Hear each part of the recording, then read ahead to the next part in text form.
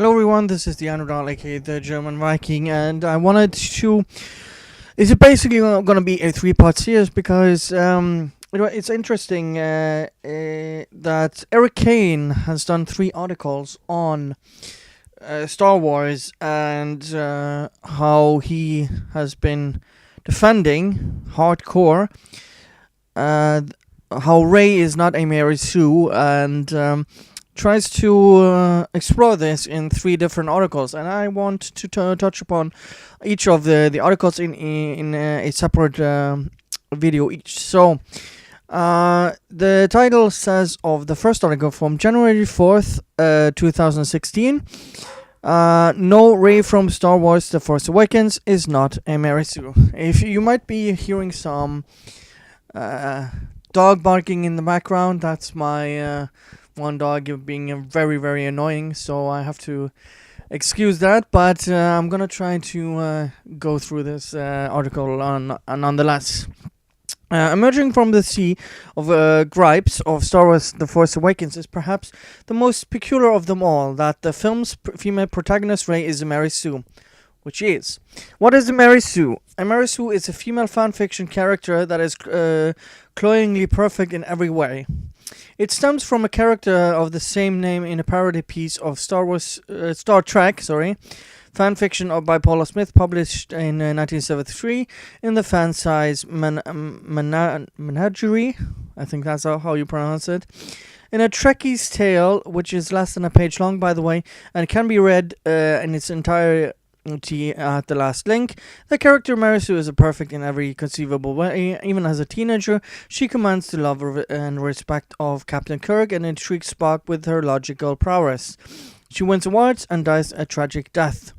The point of the story was to spoof the worst tendency of fanfiction writers to insert glorified, idealized versions of themselves into their fanfiction in unabashed acts of wish fulfillment. Now, this so far seems like a good explanation of it so far, anyways. The character is a Mary Sue because most fanfiction is written by women and insert female characters into stories. There's also a Gary Stu or Marty Stu, male equivalent that nobody ever talks about. Shoot 'em Up is a perfect Gary Stu. I mean, he just kills everyone. There are Gary Stews out there. Is Rey actually a Mary Sue? Spoilers follow. So if you haven't, by any chance, not seen The Force Awakens, too bad. I'm gonna spoil it. So the whole thing started, or at least popularized, when screenwriter Max Landis took to Twitter to call The Force Awakens a fanfic movie with a Mary Sue as the main character, and Rey the worst fucking Star Wars main character ever. And this is one of the few times I actually agree with Max Landis on anything, really. Because he can be a pompous D-bag sometimes, but when it comes to him analyzing Rey has no depth whatsoever. If you go, I really want to know what the people who defend Rey, what is Rey's character really like? What is her character? So she's a scavenger, okay? But that doesn't define her character. She is good at fighting, okay? She can use the Force very well, okay? She can shoot very well, okay? Everyone seems to like her, okay? Why? She can fix the Millennium Falcon better than Han Solo, okay? But why? That's not a character trait. She always wants to be cheerful and look at the best. I mean, that's just being naive, and that's not really a character trait. That's just a part of what should be part of a character. What else is there to Rey? In The Last Jedi, she's basically the same person. It shouldn't be that much of a surprise. It's taking place like 2 minutes after The Force Awakens. But she doesn't evolve as a character at all. The only thing that she has more interactions with uh, Kylo Ren, but that's about it. She doesn't. She tries to convert him to the light side, but there's no why. What? Why is she? She thinks he's a monster, and then suddenly wants to turn him into the light side because she sees something that doesn't make any sense whatsoever. Anyways, let's continue with the article. That's when folks started tweeting at people like me that Rey is a Mary Sue. A terrible character, boring, flat, and so forth. The floodgates have been opened. Landis goes into more detail here. He makes his case and tells us nothing you say will change his opinion, which is wonderful leaping of a point for a debate or something. I don't think he was looking for a debate. He was stating his opinion. And he's a writer, so he gets he's entitled to not being to debate people. It's his own opinion. It's not as though Landis is entirely off base here, even if he's wrong in the end, okay? Rey is certainly very powerful, surprisingly so, even given she's had no training in the Force. See, that's the biggest flaw with her writing and her character. She gets to... she's basically a perfect character where she doesn't have any struggle whatsoever, and and to not require any training when Anakin and Luke and every other Jedi has had training of some sort, but she doesn't. She's just awesome. She's well liked by those around her, can speak more than one language. Yeah, on a desert planet with no Wookiees. How? She can even swim. How can she swim when she's grown up on a desert planet? Food for thought. She's well liked by those around her. Yeah, why? And he's a decent fighter. In her final battle with a Dark Jedi. He's not a Dark Jedi. That's a... really bold statement. Kylo Ren, she holds her ground against an opponent with better training. She also performs a Jedi mind trick on a stormtrooper, expertly flies the Millennium Falcon, even though she's never done so before, and basically kicks ass and takes names throughout. Yeah, that's basically describing her. That's a lot of talent for one young scavenger woman from Jakku, but it doesn't make her a Mary Sue. How does that not make her Mary Sue? Okay. Not even close. Okay, it certainly makes her fit well in the Star Wars universe. How? You're not all powerful just because. Oh my God, a universe people by average people suddenly made extraordinary after being tossed into extraordinary situations. But Mary Sue is an exaggeration that ignores all the details. Let's take it piece by piece, argument by argument. Rey starts the movie as a scavenger who's with some piloting experience, who knows how to fight and can speak multiple languages. He can also fix things like spaceships. That's pretty hefty skill set already for a lone scavenger on Jakku with no formal education, and we know about. You're making the argument against yourself, just so you know. That's true, but Rey needed a pretty impressive set of skills to survive the desert planet on her own. Not really. She just had to be able to pick things apart and know what people wanted because of the war there. So she could just take things from the ship and sell it. So if you are around these spaceships all the time and know what people, it's not that far-fetched to, if you do this all your life and all you know about, that's what you do. Somehow she made it out of childhood without being sold into slavery or dying of starvation. My guess is that the combination of innate skill and force of will. That's an assumption. We don't even know how she survived all those years. My inference is that the guy who gives her the food packages looked out for her somehow, because you see in the flashback him holding her hand. And she was sold off. They said that in The Last Jedi. So, skill force will, as well as latent force abilities, contributed to her survival. We don't even know she has that. She doesn't even show any force abilities until the third act of the movie. So again, wrong. She learned multiple languages out of necessity, By whom? Who did she learn this from? Again, you're explaining and defending the movie for it instead of the movie telling it what it's supposed to be. This is what Shills do. They explain things in the movie and make things up in their own head instead of looking and examining the movie itself, but want to defend it because of things that aren't in the movie. Living on a planet with various races and many different languages, knowing multiple languages appears to be quite common in the Star Wars universe. No, it's really not. Not everyone can speak Wookiee. Not everyone can speak Huttese. I mean, there are many different languages. Not everyone can speak. Some can only speak one language. It doesn't appear that Palpatine could speak multiple languages. As far as I know, Obi-Wan couldn't speak a lot of languages. Anakin could speak 2 languages, but that's about it. So I mean, again, you're assuming. Knowing multiple languages appears to be quite common in the as well as most not called the United States of America. Okay, now you're okay. Fighting, scavenging, fixing things, taking things apart, negotiating with big jerks. These are all tricks of the trade that Rey picked up between the film when the film begins and when she's abandoned on Jakku, or hidden there perhaps. She's not pampered farm boy like Luke. She's a loner and a survivor. She has the skills to prove it. Okay. Luke had skills. He had to be able to shoot, to pilot, to be able to farm.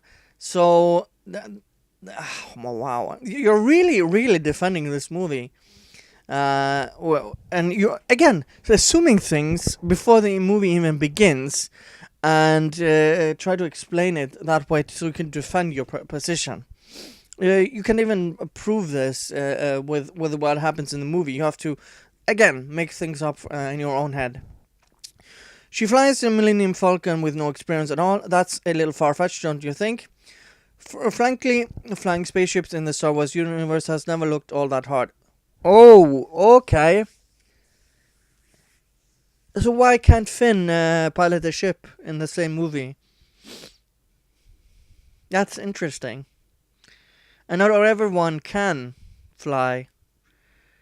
I mean, that's even that's even proven in the same movie you're talking about. Holy hell! Oh my god. Okay, that flew right in your face, right, Erik Kain? In the Phantom Menace, little pipsqueak Anakin is a nice pilot already, and he's just a dumb kid. Yeah, but he's been pod racing because he's basically the chosen one, and he has reflexes no one else has.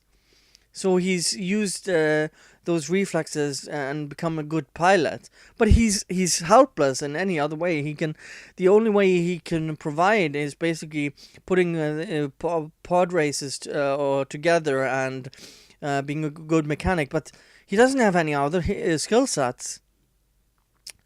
Little pipsqueak Anakin is an ace pilot and he's just a dumb kid. He races speeders like a pro, beating people with tons more experience. In A New Hope, Luke Skywalker manages to destroy a Death Star in an X-Wing despite having no training as a fighter pilot. Oh my god, have you even watched the movies? He says that he's been doing flying and piloting on Tatooine. It's said at multiple stages in the movie. Oh my god, do you even watch these movies, Erik Kain? Seems to me either flying stuff in Star Wars is fairly easy, or young people with powerful Jedi abilities pick it up super fast, even though their experience piloting vessels amounts to speeders on desert planets. Oh my god, this is such a straw man. Oh my god. These people don't even watch the movies, it seems. Okay, let's continue. This also leads to a really big point I'm going to keep saying over and over again. If Rey qualifies as Marisu, so do Anakin and Luke.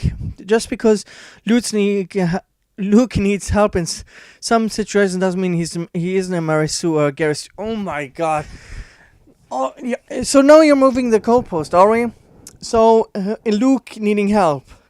Him losing against Darth Vader in episode 5. doesn't mean he's so that means he's a Garrus too. Anakin losing against Dooku and losing against Obi-Wan in Episode 3. That's not so he's a Garrus too, and he's perfect. Are you serious? His entire arc as Darth Vader shows he has depth as a character, and he's not a Gary Stu. Are you serious right now? And he has faults. Luke is a character. He's incredibly naive, but he's also really annoying. And I mean, oh my god. So and he evolves from movie to just from episode 4 to 5. And the difference between Rey and Luke are vastly different because Luke evolves vastly between the movies. If you look at Luke in episode 4 and Luke in episode 6, he's much more experienced. He's a master Jedi. He is confident. He knows who he is. He's still but he still has some qualities that he has in the first movie. He's kind. He's thoughtful. He loves people. So saying that Luke and Anakin are Gary Stu's, holy crap! You don't even know what you're talking about. It's just that nobody cared about Anakin or Luke's capacity to very quickly pick up skills like piloting or using the Force, while Rey gets heaps of derision and scorn. So first of all, none of those Luke or Anakin couldn't use the Force in the first movies. Anakin could tap into it and manifest it in quick reflexes, but that's about it. He couldn't use a lightsaber. And Luke tapped a little bit into it, but he didn't really use. He had guidance from Obi-Wan. Jesus, to even explain this from a journalist who's supposed to know the Star Wars saga is amazing. Frankly, I don't think any of them really qualify as Mary Sue's. Of course you don't. Because now you want to... You accuse them, or Luke and Anakin, and want to label them as Gary Stu's, but then taking them out of it because Rey isn't a Mary Sue either, so... But I think all three are present as widely skilled and powerful beyond normal human ability. Yeah, because Anakin is supposed to be the chosen one, and Luke is the son of the most powerful Jedi. Are you serious? This is over the span of 6 movies. Jesus Christ, dude. Which makes sense since they're each powerful with the Force in a fictional story about brave heroes and dastardly villains with magic ball. And so now you're just hand waving it because it doesn't make sense because it's magical powers. There is no inclination of why Rey has her powers. And why she's as strong with the Force as she is. Fine, so flying stuff is easy, and Rey would have picked up her fighting and language skills out of necessity. From whom? That's just a claim you haven't even proven yet. What about the Jedi mind trick? Free Beacon writer Sonny Bunch asks, how does Rey know about the Jedi mind trick? He's pointing out that even if Rey has a Force, how does she know about these sort of powers? Which is a legitimate question. This is actually pretty simple to answer. Oh, really now? It's not like all the stories of the Jedi just vanished from the universe when Skywalker went into hiding. Yeah, but how does she know? Oh my god. In the movie, she doesn't even think that Luke Skywalker is real. She thought he was a myth. Even though it's like 30 years since episode 6. Oh my god. Oh my god. And who trained Rey? Who trained her that Jedis are real? Seriously, dude. There's no doubt Rey had heard about Jedi mind trick. That's an assumption. You can't. There's no such thing saying she heard about this in the movie. They would have had to show this. Oh my god. And other Force powers. Rey's heard about them like everyone else. Okay, citation needed. When she starts realizing she has the power, she simply tries them out. Okay, that's how it works now. Kylo Ren even says at one point that she's just begun experimenting with the powers. Yeah, but oh my god. Even Luke didn't know how to force pull without any training whatsoever. And he did it in the second movie with minimal of training. He was barely able to force pull and save himself. Jesus Christ. And the longer it takes to capture her, the more dangerous she become. Why? Why does she become more dangerous? So how is she able to use them so quickly? I think the answer is that lies in Kylo Ren's conversation with Supreme Leader Snoke, where quite plainly that there's been an awakening in the Force. Hell, the movie is called that for a reason. But so what? The Force just goes to sleep for 30 years and then just wakes up? That makes no sense whatsoever. We're left with lots of questions at the end of the movie, which aren't answered in the movie afterwards. So you have no point. But what seems abundantly clear is that the fact that the Force is coming alive in a whole new way. That's your assumption again. And we're just witnessing the beginning of this wild transformation. Kylo Ren is undisciplined and still enormously powerful, able to read minds and stop blaster shots in mid-area because he's been trained by Snoke and Luke Skywalker. That says something about how awake the Force actually is. It's no wonder Rey can perform magic tricks she thought were only stories. The Force is bloody caffeinated. What the hell? Oh my god. Now you're just making shit up. Update: readers have also pointed out that Rey is only able to perform the Jedi mind trick and other Force stuff after Kylo Ren attempts and fails to read her mind. Yeah, because in the book now she can suddenly download his mind. That's how Star Wars works now. She gets into his head. This is hardly a coincidence. We have no idea what she's picked up by simply by tapping directly into to the mind of a powerful dark Jedi. I suspect it's both knowledge of her powers and a bit of the dark side as well. I think we'll see Rey struggle more overtly with the call to the other side in future films. That's a good one. That's a good one. This didn't age well at all. This didn't win. Okay. Okay, but if Kylo Ren is so powerful, how did Rey beat him in a lightsaber duel? Surely this is evident that she's a Mersu. There are three major things that people overlook when making this complete. Chewbacca's crossbow. First, Chewbacca just shot Kylo Ren in the side with his crossbow blaster. The same crossbow that he and Han Solo spent most of the movie wrecking utter havoc with. It's half a blaster, half rocket launcher, and he made directly hit against Kylo Ren with it in the stomach. Instead of killing him, it wounded him really, really badly. That impacts his ability to fight. Does it now? So how does Darth Vader, with both his legs chopped off and both his arms chopped off, is able to use the Force? Doesn't really go with your narrative here. We see him bleeding all over the snow, struggling to even walk properly. But then he tosses Rey like several stories up high and toys with Finn. So he couldn't have been that injured. Kylo Ren was only trying to capture Rey, not kill her. Second, Kylo Ren was never wanted to kill Rey. She was fighting at once for her life and out of revenge, but Ren, already weak and wounded, was trying to subdue and capture her to bring her to Snoke. This made very clear in the movie. Yeah, and then he wanted to kill her in the second movie, which doesn't make any sense whatsoever. But so he wanted to capture her.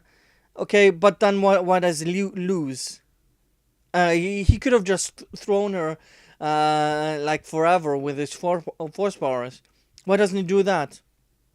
It's because the movie wants her to win. This is made very clear in the movie. Snoke directs Kylo Ren to bring the girl to him. Kylo even attempts, however lamely, to offer her his services as teacher. Similarly, why didn't Darth Vader kill Luke in The Empire Strikes Back? Why were Vader and Luke both left standing? Yeah, because he was his son, and he had a reason. But there's no reason why they want to bring her. I mean, the only this would have made so much sense if this had actually played out in The Last Jedi. But you're just assuming that future movies are just gonna explain this. But all Snoke wanted to do was to kill him. Oh, kill her. Ah, okay. Snoke directs Kylo Ren to bring the girl to him. Kylo even attempts, however, lamely to offer. Where Vader and Luke both left standing, not because Luke was so powerful, but because Vader wanted to turn Luke over to the Emperor and the dark side. That's the same thing Snoke and Kylo Ren wanted for Rey, not to kill her. So basically, you're copying Episode 5. That's what you're saying, with no reason whatsoever. That's what you're saying here. The lightsaber itself played a part in the fight. Why? Does a lightsaber and an object suddenly now have does it have powers? Finally, the lightsaber itself calls to Rey in Maz Kanata's instability. Yeah, but why? When she touches it for the first time, she is overcome by visions. The only reason they did this was because JJ wanted to plant something, and he used nostalgia. We hear the voice of Obi-Wan, we see hooded Luke, and Kylo with his Knights of Ren. It seems very clear to me that when Kylo says it belongs to him, the lightsaber itself has other plans. So now a lightsaber can have other plans. Okay. See again, this person is just assuming things that isn't explained in the movie. So the lightsaber has a will of its own. Okay. When he tries to use it first to grab it, Rey is able to instead, not because she's more skilled. Okay, that's again an assumption. But because the lightsaber makes its own choice. Okay, okay, wow. And maybe part of what guides her through the fight as well. Again, a lightsaber can now follow on its own and guide the wielder. Wow. In fact, I'd say it's quite likely that this is the case. Based on what? Based on what? That for some reason we can only guess at the lightsaber is aiding Rey against her foe. Another indication that Rey couldn't have done this alone and needed a ton of help along the way. There is nothing that indicates this in the movie. Jesus freaking Christ! There is some more tiny detail that moviegoers won't necessarily pick up on. In the movie script, we're told that killing Han actually hurts Kylo Ren. That makes no sense whatsoever, because after Anakin kills Dooku, he becomes stronger. And also Obi-Wan killing Darth Maul, he becomes stronger. That makes no sense whatsoever. Kylo Ren is somehow weakened by this wicked act. How? Why? The script reads, adding yet another handicap to the Dark Jedi's fighting ability. It's not quite a Mary Sue here either, given that she was fighting a wounded opponent who was trying to subdue her while Luke and Anakin's lightsaber come to her. So first of all, you can't... nothing in the movie says that he's weaker. He should have been strong. He should have been terminated at that point. There's nothing that suggests that when you do this, you get weaker. Oh my god. And a lightsaber has a will of its own. Okay. But everybody loves her. She never makes mistakes. Now you're just grasping at straws. She's likable. Everybody liked Luke as well. Not everybody. Han didn't like him at first. Chewbacca not really either. The guys at the bar tried to kill him. So that's 4 people going against him. Everybody liked Han, even if Leia played hard to get. No, she really didn't like him. It wasn't until the second movie they showed that she actually liked him. And everyone also liked Leia, even if Han pretended not to.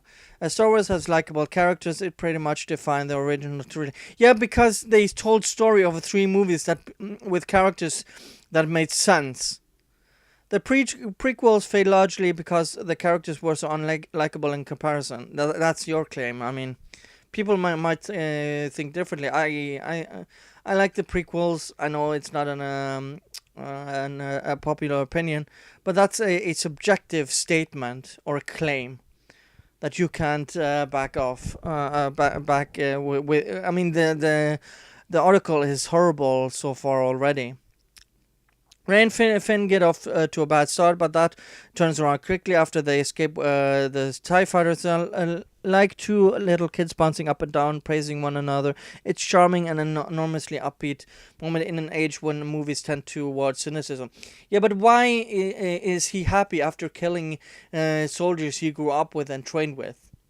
Finn doesn't show any remorse. And I don't want to get into this. When Han Solo takes back the Falcon, he doesn't want Rey and Finn around at first. It's only the attack of the pirates that changes his mind, and it's in this scene that Rey makes one of her biggest mistake, accidentally releasing Rathar's Solo transporting by mistake, and very nearly getting everyone killed. Yeah, but then it works out. That it works out well in the end is not some stroke of genius on her part, but it still works out. Even her mistakes work out in the end. Are you serious? None of them get killed. Finn, Chewbacca, Rey, and Finn don't get injured at any point. Are you serious? So they all the pirates get killed, and they get off away scot-free. How is that a mistake? It works out to her advantage. The struggle is real, Landis and others point out that a strong female character needs to be well drawn and face some adversity. Yeah, and she doesn't. But struggle isn't merely an action sequence. A strong character, either female or male, needs more than snow monsters and trash compactors. They need internal struggle, and Rey faces more internal struggle than when she's presented with the Force than Luke ever does in A New Hope. Holy wow. Okay. That's a very bold statement. It's only when he learns of his father that Luke is faced with any real doubt, and even then he's never really tempted by darkness. Are you serious? He almost kills Darth Vader in episode 6, and he even does a mistake in the cave in episode 5. Are you serious? Oh my god. Rey, she runs. She wants to go back to Jakku to wait, just like Finn wants to go as far away as possible and hide. Neither characters instantly go toe-to-toe with the First Order, but they're not given really a choice in the matter. Landis says that Luke sucks and needs saving constantly, but Luke also destroys the Death Star. He is saved by Obi-Wan from the Sun People. He's saved by from the Stormtroopers by Leia, and it's Obi-Wan who fixes basically saves them from getting pulled in again. He is saved by Han Solo when he destroys the Death Star. I mean, are you serious? Are you serious right now? Him not getting help. He uses the Force to fire the perfect shot, mustering his strength at just the right moment, almost exactly like Rey does during the duel with Ren. Oh my god. I hate this comparison. First of all, Obi-Wan guides him, and he has the skill to do it, and instead of using the computer, he reaches out with the Force, with the guidance of Obi-Wan. Rey just does things just because the story says so. Rey actually faces plenty of struggle, just of a different kind. She's been stranded on Jakku alone for her entire life. Yeah, but she gets by. I mean, she does better than everyone else, it seems. She only helps Finn because he lies to her. She doesn't want the lightsaber when it's handed to her, and instead runs off, placing herself and her friends in danger. What friends? She just met them. They go to rescue her, and just because she escapes her cell... Well, hold on. So she has one... two moments here. She releases the Wrath Stars, which is supposedly a mistake, but it turns out to be an advantage in the end, killing all the pirates. And when she gets captured, it results in the Starkiller base being destroyed. How is that a mistake? I mean, the story just...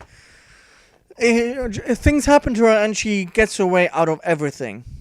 That's how... oh my They go to rescue her, and just because she escapes herself doesn't mean she would have escaped the Star Killer base alone, nor does Rey actually do anything to destroy the base and stop the bad guy. She simply escapes a Dark Jedi, Han and Chewie do the explosives work, Poe and Dameron seals the deal. If Finn hadn't been there to get Kylo Ren's way, he would have easily captured Rey at the start of their final fight. Time and time again, Rey needs help, and help is given. Yeah, but they wouldn't have gone to Starkiller Base if she hadn't been captured. I mean, it's very convenient that she just does things that is to benefit to everyone else. Luke needs help too, but in New Hope he's the central hero. Rey isn't. How is she not? Oh my god. This is just the beginning. Landis and others apparently want Rey to face all the conflicts Luke experiences over the course of an entire trilogy in just one film. No, they want good characters. How is that so hard to grasp? Jesus Christ. But in The Force Awakens, we only spent 3 or 4 days with our characters, if that long. We don't know much about any of them at this point, and after episode 8, we don't know anything more. We know Rey is brave and good, but we also know she's impatient and a little hot-headed. But how are those character traits? That's the best you can come up with. We don't know where she comes from or what explains her powers or visions. Episode 8 doesn't explain this, so didn't age well in the novelization of the film.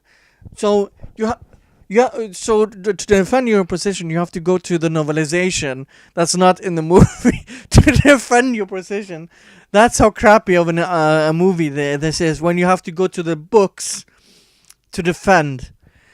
Okay, novelization of the film. We discovered that she's already wrestling with the dark side, hearing a voice after she knocks Kylo Ren to the ground, urging her to kill him. Yeah, but this isn't in the movie! It doesn't matter. It doesn't matter. I'll take the movie. They've even said this, that the movies are canon before the books. In A New Hope, Luke's greatest failure is not saving Obi-Wan Kenobi. Rey couldn't save Han Solo either. No? You missed the entire point of that scene. His greatest failure isn't saving Obi-Wan Kenobi. Obi-Wan Kenobi died willingly to show, basically, to be able to guide Luke in a different way, because he knew he wouldn't be able to defeat the Empire if he was living. Rey couldn't save Han Solo either. Yeah, but she didn't even know Han Solo. And unlike Rey, Luke hasn't lived a life of struggle and hardship. That's your claim. He's a firebrand who's never had to take care of himself. Rey's already comparatively seasoned. Oh my god. Beginning the first movie with a lot of more experience under her belt than Luke. She's easily leveled up a few times already when the movie begins. Okay, that's another bold statement. Whereas Luke is a level 0 nobody. That she doesn't start as foolish or naive as Luke also doesn't make her a Mary Sue. It means we join her at a different point on her journey. No, it's a basic copy and paste with a worse character of Luke. And yeah, it's all a bit rushed. Okay, so you say all of this but it doesn't matter. It's all a bit rushed. It doesn't matter. I would have loved more character development for her and more time devoted to her arc. My guess, however, is that her arc is supposed to be different from Luke's. We see Luke is a whiny little teenager in A New Hope, as a competent rebel fighter in The Empire Strikes Back, and as a fully formed Jedi Knight by Return of the Jedi. Rey is a tough survivor in the first film of this new trilogy. We don't know what she'll be in the next two films, but obviously her story is different from Luke's, even if two are bound together. Yeah, she's just awesome. She doesn't need training. She's even more powerful than Luke in at the end of episode 8. What we don't have is full 3 movies to truly judge Rey or Finn or any of the other characters yet. Just look at the lambasting of Kylo Ren, perhaps the film's most interesting character. Isn't that a sad story if Kylo Ren is the most interesting character, even by a shill? It's funny to say that Kylo Ren is emo. That Twitter account is a wonderful parody, but I love that Ren is a moody, emotional villain rather than just a badass.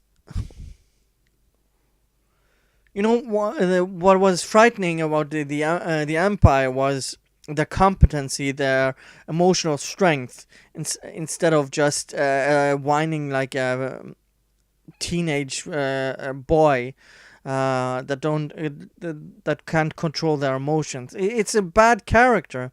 I love his temper tantrums and his admission that his task to kill his father is tearing him apart. What a human bad guy. Okay. Sadly, we have the flip side of the Marisukan. When it comes to Kylo Ren, people complain that Kylo Ren isn't enough of a straightforward villain. At the same time, they say Rey is too much of a badass, which is true.